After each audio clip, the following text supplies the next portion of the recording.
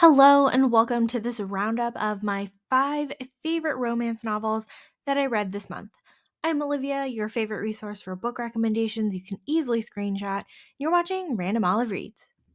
Waking Up with the Duke by Lorraine Heath is book 3 of the London's Greatest Lover series. This one has a crazy setup that will lead to heartbreak for everyone involved. The Duke of Ainsley is being asked by his incapacitated best friend and cousin Walfort to bed the man's wife, Jane, and get her with child. 3 years prior, these two were in a massive curricle accident, which left Walfort paralyzed, and the stress of which caused his wife to lose her unborn baby. Walford seeks to give Jane comfort, passion, and a baby in the form of his friend. Except Jane is definitely not on board because she hates Ainsley for having caused the reckless accident in the first place. However, the plot must go forth, and Jane and Ainsley end up going through with the plan, causing tons of emotional upheaval as they try and fail to stay emotionally distant from each other.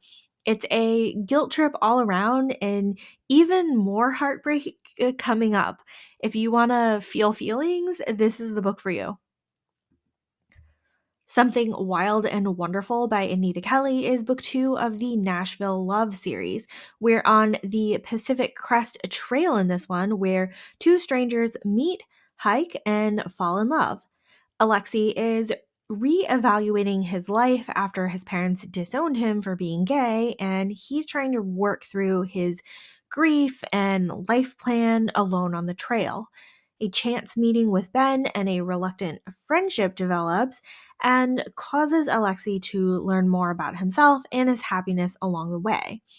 Ben is trying to get that last bit of wanderlust out of his system before settling down with the nursing job that he's been working towards, and he's trying to be mature and logical instead of jumping into bed with the first handsome guy he meets on the trail.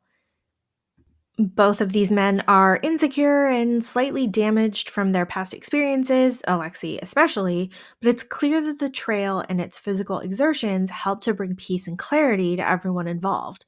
We get to see a slow build of trust and friendship, and then tentative steps towards a relationship, even though they're not quite dealing with reality while they're in their little trail bubble. Watch out for the good kind of heartbreak and angst when you're reading this one. How to End a Love Story by Yulin Kwang is a standalone novel. We get right to the tragic root of the problem here in chapter 1 at Helen's younger sister's funeral.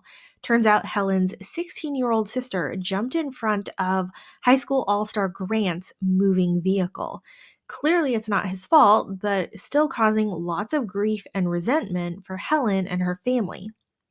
Fast forward 13 years, and Helen's book series is being adapted for television. Grant is a fairly talented screenwriter who's tapped for the job, and these two meet again as coworkers. It's awful and awkward and tragic, and they somewhat come to a truce and then somehow become entangled in a physical relationship. But despite how much they actually like each other in the present day, an actual real relationship isn't possible with all of the animosity that Helen's parents have towards Grant. And Helen's the one enforcing the boundaries of their pre planned expiration date. Another super angsty story this month. My Season of Scandal by Julianne Long is book 7 of the Palace of Rogues series. Catherine is the daughter of a country doctor in London to find a husband and has an optimistic outlook for the season while she's staying at our favorite boarding house. While it seems unlikely that she'll get along with the grumpy Dominic while he's also staying at the boarding house, he admires her cleverness and wit, and when they converse in secret alcoves at balls. He's got a sordid history and a scandalous reputation, despite his well spokenness at Parliament defending the rights of young laborers. He's grumpy and jaded and definitely too old for Catherine, but can't help being drawn to her. Despite his own reservations, he continually finds ways to protect and care for Catherine, and we have the ultimate grand gesture in this book. We Could Be So Good by Cat Sebastian is a historical romance that's set in the 1950s in New York City. Nick is the gruff and serious newspaper reporter, and Andy is the clumsy son of the owner who's newly installed in the newsroom to prepare for his eventual succession to the owner position. Somehow, Nick has taken Andy under his wing and they form a close knit friendship over the first year of their acquaintance. Despite being from totally different socioeconomic backgrounds, they make things work, and Andy never realizes Nick's unrequited feelings for him. However, things get complicated when Andy's fiance calls things off and Andy temporarily moves into Nick's apartment for emotional support. The close quarters ramp up the underlying attraction between these two. And this book was another one this month that was all sorts of angsty and emotional. Despite Nick's somewhat estranged relationship with his family, he slowly builds a found family with Andy and their trusted friends. I loved seeing Andy going after what he wants and being the one to poke Nick out of his cave of isolation. This one was another great book this month.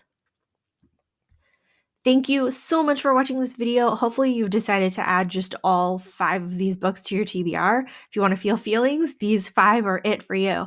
Links to all of these books are in the description box. Like and subscribe to get updates, and you can follow me on Instagram at randomolive.